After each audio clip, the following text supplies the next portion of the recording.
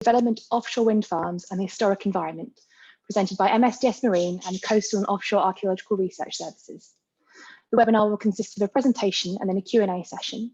Just before we start, I need to let you know this webinar is going to be recorded, but the recording will end before the Q&A session begins. So, we're MSDS Marine, and we're a specialist marine and coastal contractor based in Derbyshire, UK. MSDS Marine offer a full range of archaeological services which relate to the offshore developments in the UK and abroad. Some of the areas we work on you'll hear about today. If you're interested in learning more about what we do, then please do get in touch at our website. So a bit of background about me. My name's Phoebe. I'm a marine archaeologist working for MSDS Marine. I mainly work in development control, and I'm also the company's environmental champion. Further to this, I'm also contributing to one of the Climate Heritage Network's working groups that is focusing on communicating the role of cultural heritage in climate action around the world. Mark James and Sally Evans of MSDS Marine are also participating in the Q&A session at the end of our presentations. Co-presenting with me is Michael Grant of Coastal and Offshore Research Services, or COARS. MSDS Marine work closely with COARS on projects that involve paleolandscape research. So we produced this webinar as part of the Climate Heritage Network's digital forum, Culture Times Climate, which is running through October and November this year. We realise we're presenting to an audience with a wide range of backgrounds, so we have tailored the content to serve as a broad introduction to areas in which there are overlaps with the development process and climate change from an archaeological perspective. This involves a look at the offshore development process in relation to archaeology and an overview of how geoarchaeological research fits into this. In particular, this presentation will describe the relationship between offshore sustainable development and the submerged historic environment. It will showcase the ways in which offshore construction can improve our knowledge of the historic environment, and will highlight how heritage can be further used to promote sustainable choices. So it cannot be argued with. Sustainable development is one of the most important factors for the UK in meeting its target of achieving net zero emissions by 2050. The Brundtland Report from the UN's World Commission on Environment and Development defined it as development that meets the needs of the present without compromising the ability of future generations to meet their own needs. So it's important that sustainable development is promoted wherever possible, and heritage assets can definitely be used to promote it in the UK. In 2019, Historic England produced a report titled Heritage in the Economy, in which the contribution of heritage assets to sustainability was reviewed. This review rolled mainly around the reuse of historic buildings as opposed to the construction of new builds for housing and business space. The reuse of historic buildings is not only sustainable and promotes the preservation of these spaces, it's also beneficial for residential and commercial reusers via lower property premiums for at-risk heritage generation of jobs. In this way, it was concluded that heritage can be used to promote sustainable choices. This promotion should also and can also be extended offshore. There are a number of important pieces of legislation and policy which guide development offshore. Two important documents relate to the planning in the offshore and onshore environments of the UK, the Marine Policy Statement and the National Planning Policy Framework. So the UK vision for the marine environment set out in the Marine Policy Statement is for clean, healthy, safe, productive and biologically diverse oceans and seas. In order to achieve this, the UK high-level marine objectives reflect the principles for sustainable development. These objectives aim to ensure that the use of marine environment is spatially planned where appropriate and based on an ecosystems approach, which takes account of climate change and recognises the protection and management needs of the marine cultural heritage according to its significance. In the 2012 National Planning Policy Framework includes objectives for sustainable development as well, including an aim to contribute to protecting and enhancing our natural, built and historic environment, including making effective use of land, helping to improve biodiversity, using natural resources prudently, minimising waste and pollution, and mitigating and adapting to climate change, including moving to a low carbon economy. Offshore wind farms fulfil this objective by effectively using land, enhancing our understanding of the historic environment and contributing to the shift to a low carbon economy. So the UK is a world leader in offshore wind power production. The North Sea is one of the most favourable areas in the world for wind power resource, and the UK is exploiting this pretty efficiently. By 2030, it's believed the UK will get around a third of its energy from offshore wind power. The UK is one of many northern Western European countries pushing hard on developing offshore wind, and with many of the UK's neighbours also building them around the North Sea area. In yellow are the wind farms in England, Wales and Scotland. As you can see, the majority are located in the windy North Sea area. Naturally, construction offshore does impact the seabed. The construction of a wind farm involves not just installing dozens of wind turbines, but also hundreds of kilometres of cable connecting them together and connecting them to the grid onshore. The process for building a wind farm in the UK has to follow a very strict process in order to ensure that significant effects on the environment, including the historic environment, are minimal and mitigated. So there are a number of phases that can be identified in the wind farm development process. First is a pre-application phase. In order to build a wind farm in UK waters, consent must be sought from the Secretary of State for the Department of Business, Energy and Industrial Strategy. Prior to applying for consent, an area of seabed must be leased from the Crown Estate or Crown Estate Scotland. So next is the application phase. Offshore wind projects of more than 100 megawatt installed capacity in England and Wales are defined as nationally significant infrastructure projects, and they are examined by their planning inspectorate, who then makes recommendations for guided consent to the Department of Business, Energy and Industrial Strategy. Prior to getting consent to build a wind farm, a developer must undertake a series of assessments in order to sufficiently assess the impact of the development on the environment. So within the application phase is the screening phase. This is an assessment of the proposed location of the wind farm to identify whether or not an environmental impact assessment needs to be undertaken. Following this, if it's concluded that an environmental impact assessment is required, then a developer will produce a scoping report. The purpose of this is to scope the level of impact on various features, for example, archaeology or ecology, which then provides a focus for the environmental impact assessment. Now, the environmental impact assessment itself describes a potential impact with regard to a wide range of environmental factors, including archaeology. This establishes the known and potential archaeological resource using desk-based research and the results of site surveys, which offshore typically includes geotechnical and geophysical surveys. The potential impacts on the known and potential archaeological resource are assessed. Mitigation strategies will be recommended. Environmental impact assessments are submitted in order to gain consent for work. At this point, draft written schemes of investigation, which detail impacts and mitigation, can also be set out. So once consent is granted, a development consent order and marine licenses will be issued to the developer for the construction of the wind farm. The license or licenses typically include requirements for archaeological involvement. These are the conditions of consent, and they guide all post-consent work. The consent is given on the basis of these requirements are met. The conditions usually include the requirement for a WSI, which is a written scheme of investigation, and the consultation with an archaeologist throughout the lifetime of the project. Now, a written scheme of investigation, or WSI, outlines the archaeological involvement for each process based on the conditions of consent.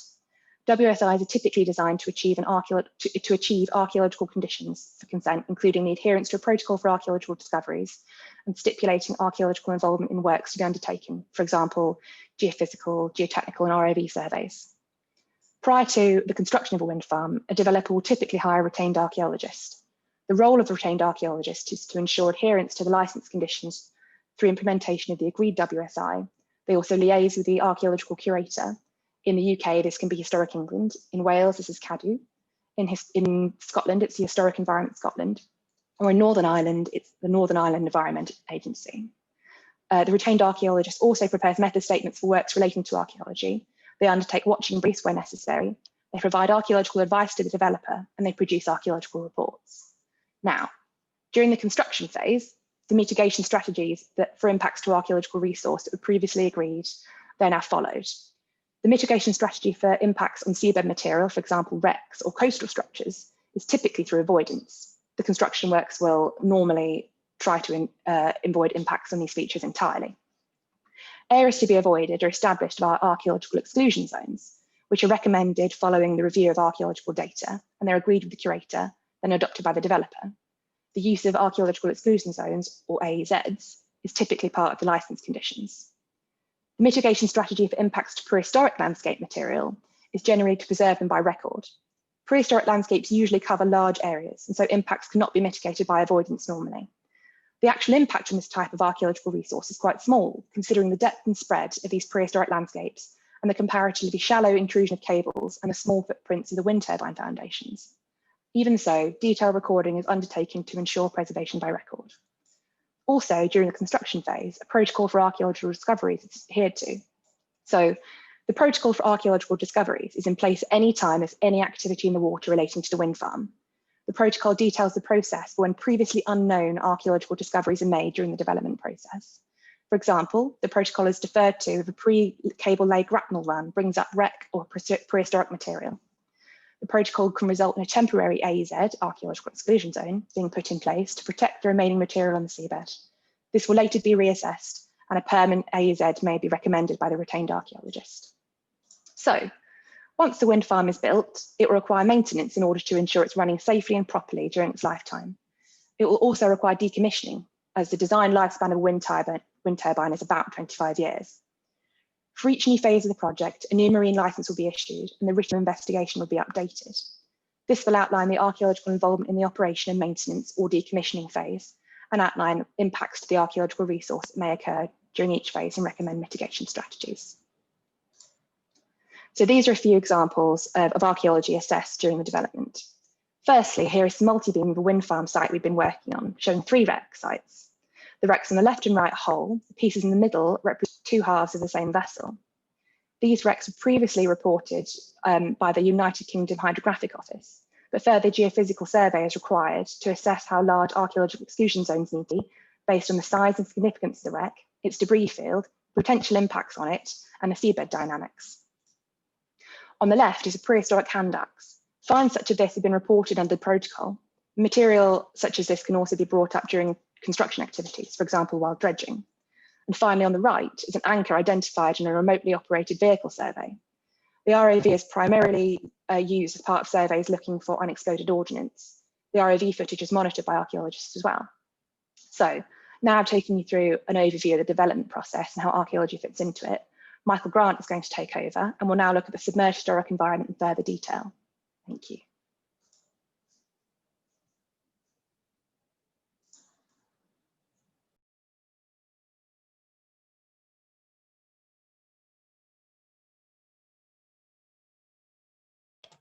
Hello, right, hopefully you can hear me, so it's a very smooth change over there. So to start with, if we're talking about submerged archaeology, maritime archaeology, we often envisage it as features on the seabed, such as shipwrecks, as Phoebe's already shown, but there is a lot more to the archaeological resource out there than just things that are on the surface, and particularly the things that are found underneath the surface. And the way we find those is by using geophysical survey techniques. So we basically use sound waves to penetrate the seabed deposits to get us an image of what is actually underneath there. And from doing that, we can actually start to see lots of features from the past, things such as river channels when sea levels were lower, and this area could have been inhabited by people, which would lead to some of these hand axes that we see recovered that Phoebe's already shown, and that people once kind of would have been able to walk across particular areas of the North Sea from the UK right the way across to mainland Europe, depositing remains behind them of evidence that they've been there. So we know that sea levels have changed in the past, and these have permitted terrestrial environments to exist in areas that are now submerged. And it's the changing climate over the past 2.5 million years, a period that we call the Quaternary, that has led to these changes, largely driven by changes in the way the Earth and the Sun interact with each other over long time periods. And certainly in the last 2.5 million years, we've seen the Earth go through over 50 cycles, going from very cold stages, or glacial stages as we call them, lasting up to 100,000 years, interspersed by these warmer phases, what we call interglacials, that last normally around 10,000 years. And the most recent of these is called the Holocene, which is the period that we are currently in. So people used to call it post-glacial, or you can call it interglacial, but it's the latest warm period. For the last, so far it's been around 11,500 years, so far it's lasted. And we normally go back and we give these individual interglacials, we go back in time, different names or numbers, so people kind of understand what we're talking about. So the previous one to us, if we're in Britain, we call it the Ipswichian, or if you're in Europe, we call it the Eemian interglacial. And it's using ice core data and deep sea deposits that we can actually look at how these deposits have been laid down over thousands and millions of years, that we can then take extracts from them, look at important parameters in there that can tell us about the past climate. So it can tell us about past temperature, as you can see here in this ice core record from the Antarctica, and also, as you can see, the carbon dioxide in bubbles that are trapped within the gas pockets within the ice. And if we looking close at the last interglacial glacial cycle So you have the Ipswichian on the far right, then we have the kind of the long Devensian glaciation in the middle, lifting up to the Holocene warming at the end. We can certainly see that carbon dioxide and temperature are closely linked over very long time periods and shorter time periods. And this is why there are a lot of talk is about carbon dioxide and greenhouse gases, in the fact that the higher the greenhouse gases, potentially the higher the temperature, global temperature. But what we do say is that, and there's a feedback loop between the two. And if we go back to the previous interglacial, the Ipswichian on the far right, you can see that temperatures then were much warmer than they were today. So temperatures in the past have been warmer. And at that time, sea levels were, we think, around 6 to 9 meters higher than they are today. So this doesn't make, even though temperatures were warming in the past, it doesn't make it sound like the modern climate is too bad until you start to look into the more detail. So if we actually take apart that last few hundred years on the very far left of that curve, and suddenly we can look at the carbon dioxide, and we can see that whereas for the past few thousand years it has been averaging around 280 parts per million in the atmosphere, over the last couple of hundred years, we have seen a massive escalation up to currently last year's average was 409.8 parts per million in the carbon dioxide.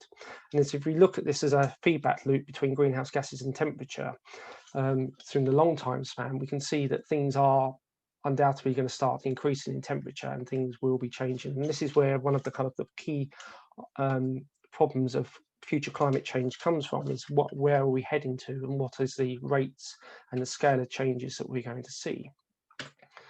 So if we put the kind of long-term timescale into perspective, it shows that there are periods of warm and cooler periods in the past, which then changes the amount of volume of ice in the northern and southern hemispheres, and therefore it affects things like sea level, which can therefore lead to periods where we have low sea levels and large amounts of land exposed where hominins could have occupied, and then periods of much warmer temperatures where these become submerged landscapes and they turn into marine environments.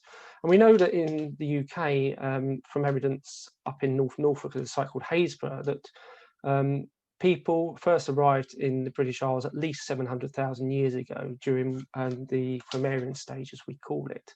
So people have been coming back and forth through these climatic cycles over almost 1 million years. However, unlike the terrestrial record, where we can kind of go out and dig up archaeology with just a spade and a couple of archaeologists in a field, it's not quite as easy to do that when we're working with submerged landscapes for a range of logistical and economic reasons. It's very difficult and very expensive to go out to somewhere that's, say, 40 meters deep or deeper, to then send down divers to excavate a site if we ever find one. So for that reason, we know an awful lot more about our terrestrial sites than we do about the marine sites, even though in the past, very large areas have the same potential to reveal stuff about our Paleolithic and Mesolithic past. But the marine environment is potentially just as interesting, if not more interesting, because it has a number of different ways of preserving archaeological material, particularly things like organic material can be preserved because these areas are permanently waterlogged. And because of low temperatures, things like DNA may be preserved in sediments, which on land would not be preserved because they would break down much faster. So therefore, the submerged landscapes, the bits underneath the seabed, have a lot of archaeological potential. And obviously, things such as offshore wind construction will have an immediate impact upon these during the installation, operation, and decommissioning phases. So therefore, because there is an impact, there is an impetus on these offshore developments to investigate the submerged landscapes and the archaeology, and also the quaternary records that we hold in there. So to do this, not only do we use geophysics, we need to take physical samples from the seabed itself. And to do this, we need to send down things called, send down various corers down there, so vibrocorers or rotary coring systems, where we can actually take physical samples of the seabed and bring them back, so we can then start to do things such as directly the type of material on underneath the seabed, rather than just having our best guess based on the geophysics. We can take material that we can then date. We can take samples that can tell us about the past environments. So this is why we do a lot of coring information, take a lot of coring. And coring is also needed by the developers, because they need to understand how they're going to construct their foundations, or whether they're going to lay cables. They need to understand what's underneath there. So by working in partnership with offshore developers, we can collect the samples that are necessary for us to understand the past, as well as the information they need to create the necessary infrastructure. So these samples are then brought up to the surface, and then we work in partnership with the geotechnical teams and the offshore teams to all get a piece of the samples that we need to start doing the investigations. And when you take a core, it's necessary to then carefully cut it open in half, and then to begin the analysis. And this can be very, very basic stuff, such as just recording what type of sediments, whether it's sands or organic materials or gravels, to looking through, is there material in there, is there organics, doing scanning to see if can we do fine resolutions, calculations of the changing chemistry over time. And we can also locate material suitable for dating through techniques such as radiocarbon dating to establish the age of these deposits, and therefore improve the interpretation of our geophysical data when we scale this back up to our big models that we produced at the start. And the core analysis has the ability to also identify human-driven changes in the marine environment, such as increases in terrestrial runoff due to deforestation and land clearance, emissions of industrial pollutants, and even more recent highly publicized problems such as microplastics within marine sediments. But one thing we'll go back to, if we're looking at deep time period and relating back to the Quaternary system, is things such as sea level change. We know sea level has changed over time, and if we can understand how it's changed in the past, we can create a baseline by which we can then assess future scenarios of future climate change. And to reconstruct past sea level, we look for datable material that can be related to a past sea level height. So for instance, if we know that the sample was taken from a salt marsh, and we can relate that to the contemporary sea level at the time, if we find that same deposit in a core that's 40, 50 meters down, we can then with some certainty say, yes, sea level was at this height at this given date. And by and unlike terrestrial areas where we do a lot of coring in salt marshes and coastal zones, actually offshore we have very little data. And because these are deeper, this is where our kind of early Holocene and late Pleistocene sea level changes are occurring, and these are the most rapid changes. So offshore developments have the potential that we can start to refine what we do know about the sea level beyond these few scattered data points that you see on the graph shown here for the areas of the offshore of the North Sea. At the moment, most of it's modelled by estimations of what past ice volume was, and therefore what the implications of sea level change are. But by having these actual datable horizons, we have a way of constraining and testing these models. And then taking that forward, what it allows us to do is we can then start to look at our future climate scenarios, our future sea level scenarios, and look at what were the responses and the changes in the past. So we know during the height of the last glaciation, up to almost 3.5 million square kilometres of European continental shelf was exposed as dry land, and that has all disappeared. And that's equal to estimates of around 40% of the European landmass. But as temperatures increase and ice melted, this has been reduced as a result of sea level change. And at some periods, such changes could have been very rapid. So if you have large amounts of ice suddenly melting, you will have jumps within sea level. It's not just a slow progression. So as you can see from the graph in the bottom left, sometimes you have very rapid sea level jumps. Some of those are almost equivalent to some of our worst case scenarios predicted for the next few hundred to 1,000 years based on loss of Greenland and Antarctic ice in particular.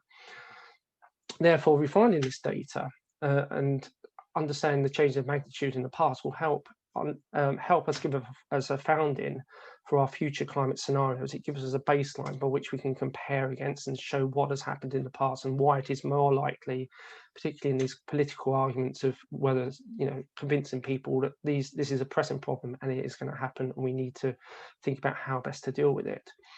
But if we look for future scenarios, the graph on the right shows what may happen. If we remember in the last interglacial, sea levels were at the level about here, 6 to 9 meters.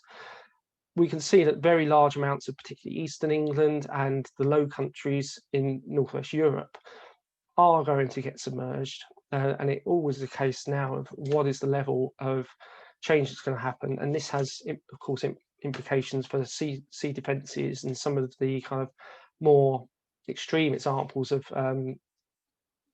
debates over how to protect these areas and what can be done in the future. So that's kind of one example of where our studies we hope can kind of integrate into baseline data and moving forward into future climate scenarios. And the other one, which has been largely understudied but is now starting the last few years really getting kind of moving, is the idea of carbon sequestration.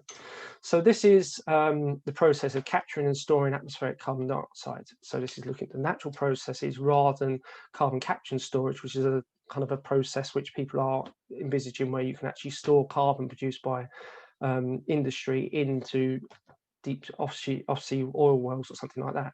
But in this case, we know that the coastal environment consists of several distinct and tightly connected ecosystems that include rivers, estuaries, tidal wetlands, and the continental shelf itself. And therefore, carbon cycling in coastal waters connecting terrestrial and oceanic systems is acknowledged to be a major component of global carbon cycles and budgets. Although it wasn't included in IPCC reports a number of years ago, it's suddenly kind of realized that we don't need to focus just on terrestrial and deep ocean. We also need to understand this kind of coastal shelf and coastal wetland areas to understand how carbon is changing. And we know that during pre-industrial times, the continental shelf was a net carbon dioxide source, but it is now shifted to a major sink of carbon dioxide, largely driven by increases in agricultural soils, deforestation, sewage inputs, enhanced weathering in continental surfaces, and the loss of coastal wetlands have all changed caused this change in estuarine and continental shelf carbon fluxes over the last century or so.